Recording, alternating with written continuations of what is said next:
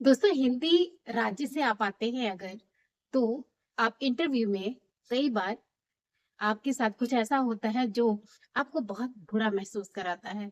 जैसे ही आप interview room में घुसते हैं, पैनल आपके सामने बैठा होता है और वो बातचीत इंग्लिश में शुरू कर देता है।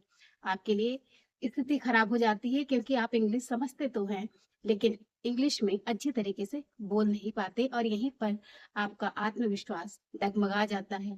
आपको नॉलेज होती है, वो सवाल जो आपसे पूछ रहे होते हैं, उन सवालों के आप जवाब जानते हुए भी कई बार एक्सप्लेन नहीं कर पाते, कई बार बता नहीं पाते और आपको अंदर ही अंदर लगता है कि बेकार आ गया मैं इस इंटरव्यू में, मेरा सिलेक्शन तो होने से रहा। और ये स्थिति हर हिंदी भाषी के साथ है। जो भी लोग आज इंटरव्यू देने जाते हैं, जो भी लोग आज कंपटीशन की तैयारी कर रहे हैं, कहीं पर जॉब के लिए जाने वाले हैं और अगर उनकी मातृभाषा हिंदी है और उन्हें इंग्लिश मीडियम स्कूल में पढ़ने का मौका नहीं मिला है, तो कई बार उनकी इंग्लिश अच्छी नहीं होती या इंग्लिश समझते हैं, लिख सकते हैं, लेकिन बोलने में कंफर्टेबल नहीं होते। बोलने में असमंजस की स्थिति हो जाती है। कई बार दिमाग में विचार तो चल रहे होते हैं, लेकिन जब हम बोलते हैं तो मुँह से नहीं निकलता। तो ये बड़ी कठिन स्थिति हो जाती है। अगर ऐसी बात है, तो भी आप डायरेक्ट इंटरव्यू में ऐसे बोल सकते हैं कि sir may I speak in Hindi? आप इस तरीके से बोल के अगर आपको लगता है कि आप हिंदी में सही तरीके से जवाब दे सकते हैं, जो भी सवाल आपसे पूछा गया है इंग्लिश में, तो आप हिंदी में जवाब ज़रूर दीजिए।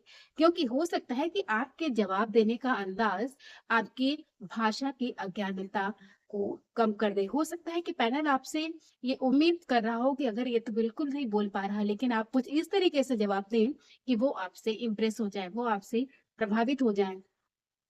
दूसरी चीज़, अगर आप जिस पोस्ट के लिए इंटरव्यू देने गए हैं, उस पोस्ट के लिए आपको लगता है कि आप पूरी तरीके से सूटेबल हैं, आपको लगता है कि आप ही उस पोस्ट को डिज़र्व करते हैं, तो सबसे ज़रूरी बात है कि आपको पैनल को ये महसूस कराना होगा कि you are the right person. आप बिल्कुल सही व्यक्ति हैं उस पोस्ट के लिए। इसलिए अपनी क्षमताओं को, अपनी जो भी आपकी उपलब्धियाँ हैं, उनको अपने परिचय को, अपने अनुभव को इस तरीके से बताइए कि वे सुनने के लिए मजबूर हो जाएँ। और हाँ, आजकल इंटरव्यूज़ में लोग ये जानना चाहते हैं कि आपने कुछ ऐसा किया है जिससे वास्तव में कुछ प्रभाव पड़ा है क्या? तो इसलिए अपने परिचय को कुछ इस तरीके से बताइए कि लोगों को इंटरेस्ट हो, लोग सुनना चाहें। आपकी कहानी कहने की कला यहाँ पर काम आएगी। क्योंकि आप कहानियाँ मत सुनाइए, लेकिन अपनी उपलब्धियों को कुछ इस तरीके से बताइए कि लोगों को लगे कि हाँ, ये जेन्युइन है, ये सही है और ये अगर ऐसा कर सकता है तो आगे भी बहुत सारी उपलब्धियाँ हासिल कर सकता है उनकी कंपनी के लिए या जिस पोस्ट के लिए आपने अप्लाई किया है उस पोस्ट पर रहकर।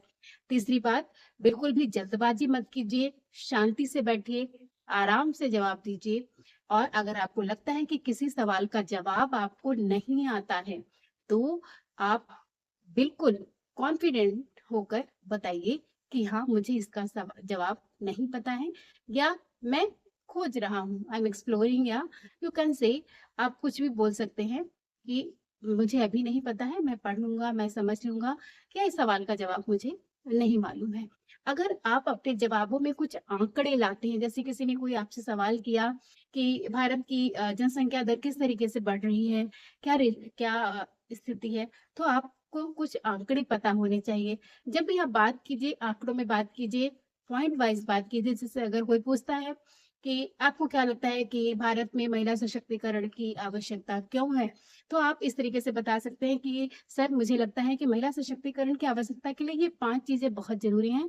नंबर 1 ये, नंबर 2 ये, नंबर 3 ये, नंबर 4 ये, नंबर 5 ये। इससे क्या होगा कि लोगों को लगेगा कि आपके जो विचार हैं वो एक सीक्वेंस में हैं और आप अपनी बात को सही तरीके से कह पाने में सक्षम हैं। क्योंकि जो इंसान अपनी बात को सही तरीके से कह पाता है, वो अपनी बात को सही तरीके से लिख भी पाता है और ये प्रूवन बात है कि अगर आप अच्छे तरीके से अपनी बात को कह ले पा रहे हैं, तो इसका मतलब है कि जब आप काम करने जाएँगे, तो आप उसी क्रम में काम करेंगे, आप उसी तरीके से सोचेंगे और आप एक क्रमानुसार काम करेंगे। आप हौच-पौच वाली स्थिति में नहीं होंगे।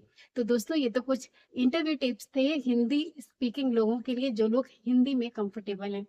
कभी भी अपनी भाषा को लेकर के अपने अंदर आत्मविश्वास की कमी मत लाइए, क्योंकि हो सकता है कि आपकी भाषा आजकल हमारे देश में हर कोई हर भाषा सीखना चाहता है। कम से कम 3 भाषाएँ हमें ज़रूर आनी चाहिए। अगर आपको बहुत ज़्यादा भाषाएँ नहीं आती हैं, फिर भी कोई दिक्कत नहीं है, आप इंग्लिश में नहीं बोल पाते हैं, कोई दिक्कत नहीं है। बशर्ते अगर आप आत्मविश्वासी हैं, आपको लगता है कि आप उस पोस्ट के लिए सूटेबल हैं, तो उनको महसूस कराइए, यही आपकी ताकत है। और वैसे भी हिंदी भाषी लोग बहुत कर्मठ होते हैं, बहुत मजबूत होते हैं, उनमें आत्मविश्वास कूट-कूट कर भरा होता है। तो डरिए मत, इंटरव्यू का सामना कॉन्फिडेंस के साथ दीजिए, आत्मविश्वास के साथ दीजिए। आज के लिए बस इतना ही। उम्मीद है आप मेरी बात से कनेक्ट फ़ील करेंगे। अगर आपको लगता है कि आपको कोई सवाल है, तो आप कमेंट बॉक्स में लिख सकते हैं। और हाँ, इंग्लिश और हिंदी इन दोनों भाषाओं को समझने के लिए मेरे चैनल पर बने रहिए। मैं रोज़मर्रा की हिंदी सिखाती हूँ, रोज़मर्रा में बोली जाने वाली हिंदी सिखाती हूँ। और जो गैर हिंदी भाषी क्षेत्र के लोग हैं या दूसरे देशों के लोग हैं जो हिंदी सीखना चाहते हैं, please connect with me. Thank you.